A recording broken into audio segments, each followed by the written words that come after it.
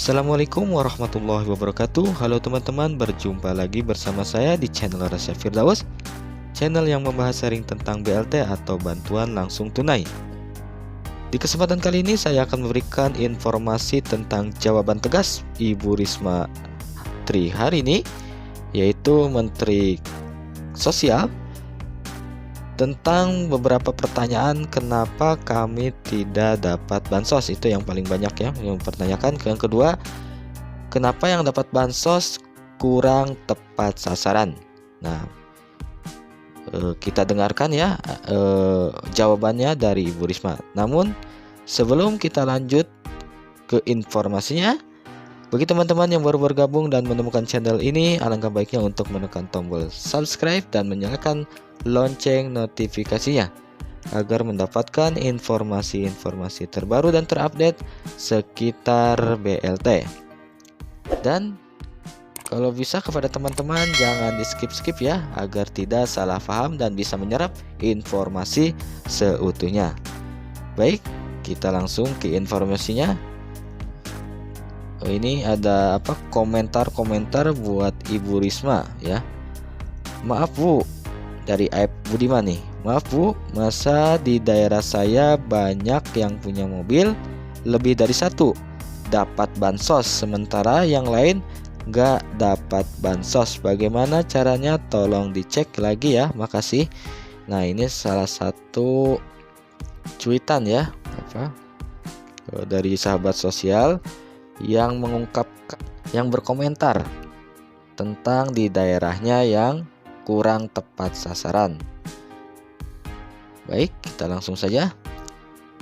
Dilansir dari CNBC Indonesia, Menteri Sosial Tri Risma hari ini mengaku seringkali mendapatkan pertanyaan mengenai bantuan sosial atau bansos. Tak sedikit juga yang protes kenapa mereka tidak lagi ada di daftar penerima bansos. Nah, kadang-kadang banyak juga yang bertanya-tanya, kemarin dapat kok kenapa sekarang tidak ya?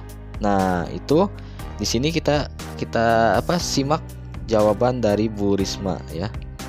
Jadi, ini kenapa tidak menerima dan kenapa yang kemarin menerima sekarang tidak menerima?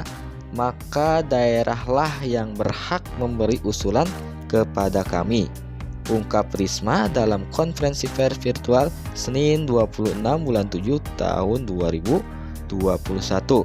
Jadi yang harus berhak memberikan usulan kepada kami adalah pihak daerahnya langsung ya. Jadi dari daerah mana langsung memberikan informasi terbaru, terupdate, warganya yang mana yang harus diberikan dan mana yang tidak diberikan ya. Jadi kepala daerahnya itu yang harus bersangkutan langsung. Contohnya kemarin di lapangan Bu, kenapa dihapus? Setelah kami cek ternyata daerah yang menghapus, bukan kami. Jadi kami kembalikan sesuai amanat UU 13 tahun 2011 tentang fakir miskin, jelasnya. Kemudian Risma menyampaikan data memang menjadi persoalan terbesar dalam penyaluran bansos. Maka dari itu banyak sekali peringatan yang disampaikan oleh Badan Pengawas Keuangan atau Pembangunan BPKP, Badan Pemeriksa Keuangan BPK, hingga Komisi Pemberantasan Korupsi atau KPK. Sejak awal tahun, Kemensos mulai dengan pencocokan data Kemensos dan data dari kependudukan dan catatan sipil. Data yang tidak cocok dan ganda maka akan dikembalikan ke daerah, sehingga ada yang kemudian dihapus dan daftar usulan baru. Ternyata ada penambahan jumlah kurang lebih 5,9 juta KK yang diusulkan baru oleh daerah untuk menerima bantuan. Nah, 5,9 juta itu juga kami usulkan kepada Kemenke untuk mendapat bantuan sebesar Rp200.000 per bulan. Itu akan diberikan mulai Juli sampai dengan Desember, papar mantan wali kota Surabaya tersebut. Penyaluran bantuan sosial atau bansos rawan dari aksi korupsi. Nah, ini jurus Ibu Risma agar bansos tidak dirampok. Hal ini disadari Bu Risma sehingga menyiapkan beberapa antisipasi. Pertama, kata Risma adalah perbaikan kualitas data. Kemudian, penerima harus dipastikan sesuai dengan target. Nah, ini yang paling susah ini. Penerima harus dipastikan sesuai dengan target karena ini berurusan langsung dengan aparat desa. Kemudian, melalui sinkronisasi data Kemensos dengan data kependudukan.